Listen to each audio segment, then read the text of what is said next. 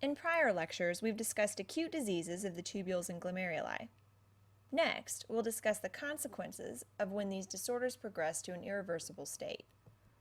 We'll discuss etiology, presentation, manifestations, treatment, and ultimately, kidney transplantation. It's important to mention right up front that end-stage renal disease or renal failure isn't defined by any particular value in BUN and creatinine. Rather, end-stage renal disease is defined as any form of kidney disease that progresses to be so severe that it requires either hemodialysis or a renal transplant to be compatible with life. What happens when a patient loses renal function is they develop a constellation of symptoms and laboratory abnormalities known altogether as uremia. Uremia is defined by the presence of one or any of these symptoms. The first is metabolic acidosis, and that's an anion gap metabolic acidosis. The second is fluid overload, as the kidney isn't able to get rid of excess fluid from the body. Third is encephalopathy, which leads to altered mental status as the kidney is not able to excrete toxins. Fourth is hyperkalemia, as the kidney is not able to excrete potassium normally. And finally, uremia is associated with the fibrinous form of pericarditis. If any of these 5 symptoms are present in the question stem, the correct answer is acute hemodialysis, because all of these indicate that dialysis is necessary. So there are 2 main types of dialysis: hemodialysis, which is what we're all more familiar with, and peritoneal dialysis. What you need to know for step 2 is that both of these forms are equally efficacious and they both work well for removing waste from the body. One of them isn't necessarily any better than the other.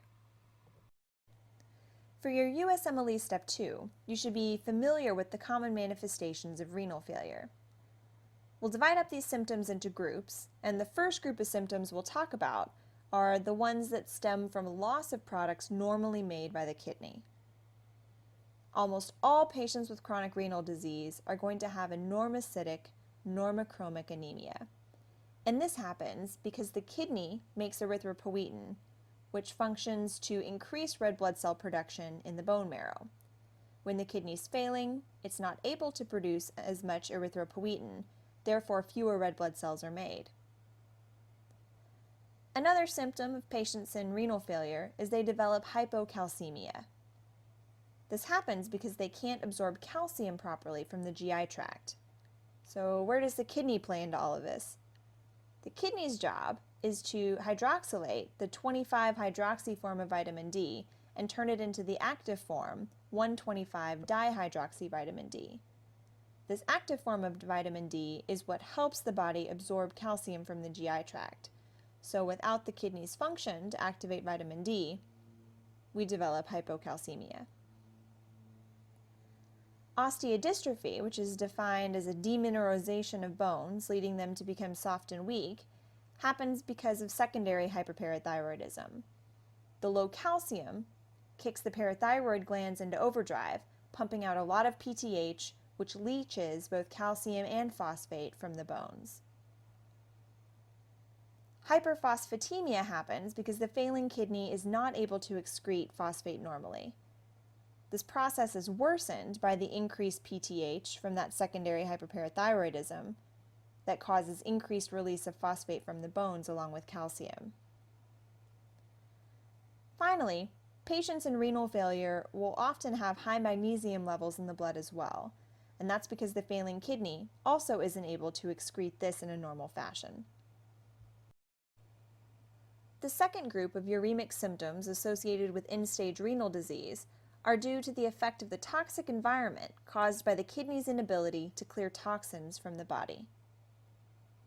The first of this group is bleeding, and this is because platelets in uremic patients cannot degranulate normally. That leads to the increased risk of bleeding. This is one reason the surgeons are so reluctant to operate on a patient with end-stage renal disease unless they're dialyzed just immediately prior to going to the operating room.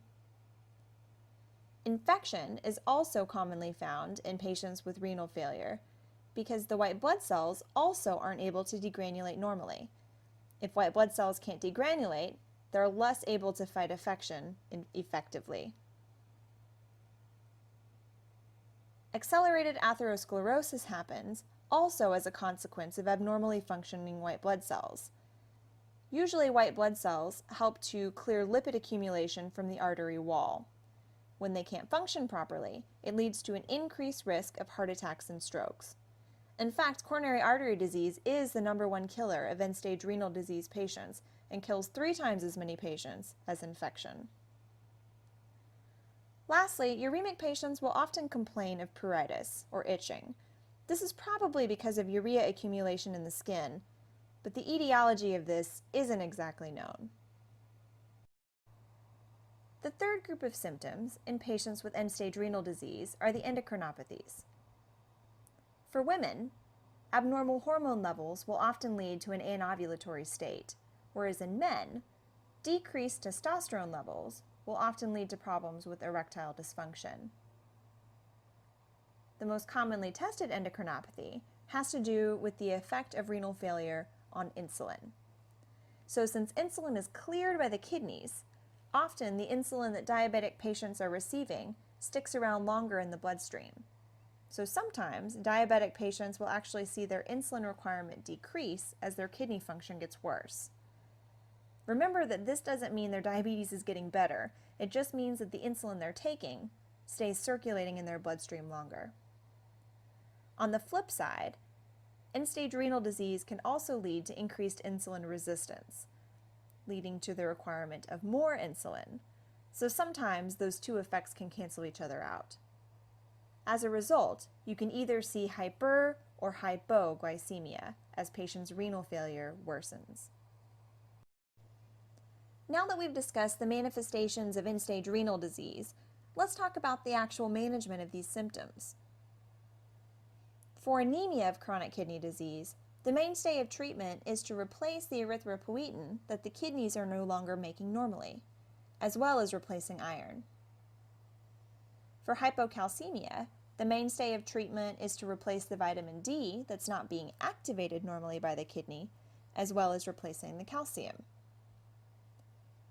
For patients with increased bleeding risk, DDAVP has been shown to increase platelet function, so it's used in patients with excess bleeding.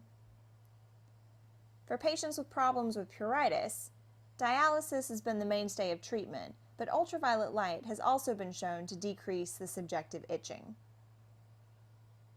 Hyperphosphatemia is treated with oral phosphate binders, often taken 3 times a day with meals.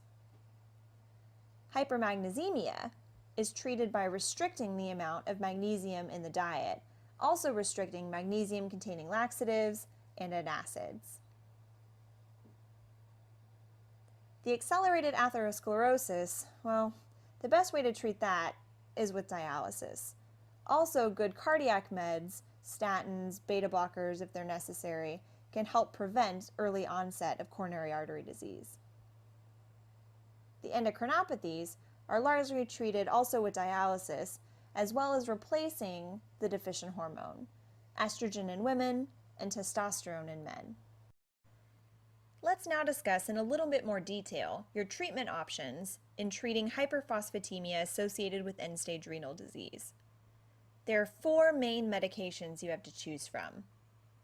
The first is calcium acetate, the second is calcium carbonate, the third is sevelamer, and the fourth is lanthanum. So how do you know which one to choose?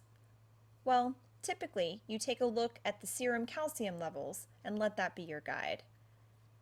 Sevelamer and lanthanum are better choices when the calcium levels are high because they don't contain calcium themselves. Remember, an aluminum-containing phosphate binder is never going to be the right answer on test day or in real life because aluminum causes dementia, so we'll want to avoid those medications when there are so many other options available. Unfortunately, for patients with end-stage renal disease, the only alternative to a lifetime of dialysis is kidney transplantation. But only 50% of patients with end-stage renal disease are even suitable for transplantation in the first place. Now, it's important to remember that a donated kidney doesn't necessarily have to come from a living donor. and the donor and the recipient don't necessarily have to be related, but both of these factors will lead to a better prognosis. A good benchmark number to keep in mind is the best case scenario. The best case scenario is that the kidney comes from a living, HLA identical, related donor, and that kidney transplant will last about 24 years on average. By far, the best survival rates for patients with end-stage renal disease are found in people who receive a kidney from a living, related donor.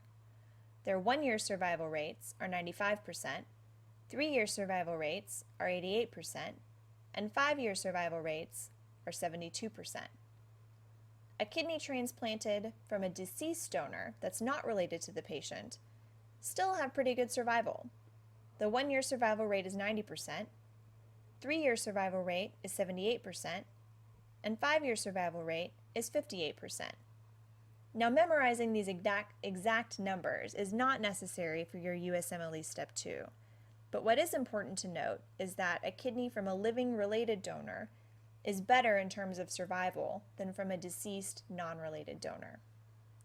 It's also important to note that even receiving a cadaveric kidney transplant gives better survival than dialysis alone. 1 and 3-year survival rates are variable, but the literature does show that at 5 years, only 30 to 45% of patients are still living. Patients who also have diabetes and are on long-term hemodialysis have an even worse prognosis. Again, the 1 and 3-year rates are variable, but studies have shown that at 5 years, only 20% of diabetics on dialysis are still living. This is most likely due to the cumulative risk of cardiovascular disease, because both diabetes and dialysis independently increase the risk of coronary artery disease. Now to shift gears, we'll discuss thrombotic thrombocytopenic purpura and hemolytic uremic syndrome, which are likely variants of the same disease that can both have severe effects on the kidneys. First, TTP is associated with HIV, cancer, and several drugs, including cyclosporine, ticlopidine, and clopidogrel. Whereas HUS is most common in children, and what you need to know for your exam is the most frequently tested associations are with E. coli strain 0157H7 and Shigella. It's easy to see that TTP and HUS might be two diseases on the same spectrum because they have 3 common clinical findings. Those 3 common clinical findings are intravascular hemolysis, renal insufficiency, and thrombocytopenia. So the way that you can tell them apart is that TTP also has 2 additional findings. Those are neurologic symptoms such as altered mental status or a focal neurologic deficit, and fever. Now, the intravascular hemolysis that both TTP and HUS have can be evident on a peripheral blood smear. What you might see in a picture or see described in a clinical vignette are schistocytes, helminth cells, and fragmented red blood cells. Here's a characteristic peripheral blood smear in a patient with either TTP or HUS, showing those characteristic schistocytes indicated by the blue arrows. If you had to choose either TTP or HUS to have, HUS would probably be a better choice, as most cases, especially the ones that are associated with E. coli, are going to resolve spontaneously. TTP is more severe, and generally emergent plasmapheresis is necessary to save the patient's life. Really severe cases of HUS also require urgent plasmapheresis. So if you're trying to answer a question on USMLE Step 2 and you don't see plasmapheresis as one of the answer choices, the second line treatment is infusion of fresh frozen plasma. An answer choice you wouldn't want to pick is steroids, because steroids don't help in either TTP or HUS. Also, platelet transfusion will never be the right answer, because TTP and HUS are consumptive problems where the platelets are being consumed, so transfusing more platelets is just going to add fuel to the fire. Now we'll discuss cystic kidney diseases. the two topics we'll cover are simple versus complex cysts and polycystic kidney disease. The most important thing to know regarding cystic kidney disease is how to quickly recognize a cyst that may be cancerous and require aspiration. These complex cysts are important to be able to pick out in a clinical vignette because they may need an aspiration to be examined under the microscope for pathologic diagnosis. Simple cysts can usually be ignored or monitored serially with imaging over time. So let's talk about these key differences. The best way to evaluate a cyst is with ultrasound, so it's important to know the differences in echogenicity from a simple versus a complex cyst. A simple cyst is echo-free, whereas a complex cyst is going to display mixed echogenicity.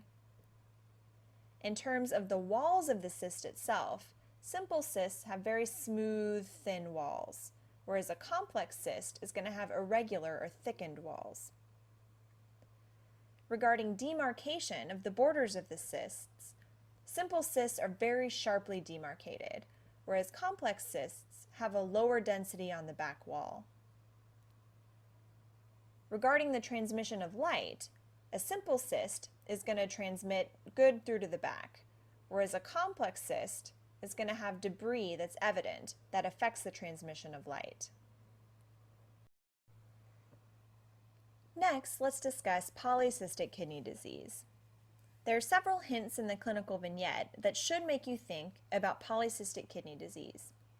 These include a patient who presents with flank pain, hematuria, renal stones, infection, or new onset or worsening hypertension.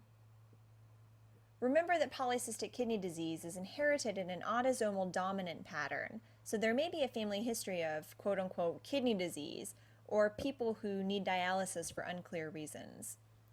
Questions about treatment are pretty easy for polycystic kidney disease, as there are no effective therapies.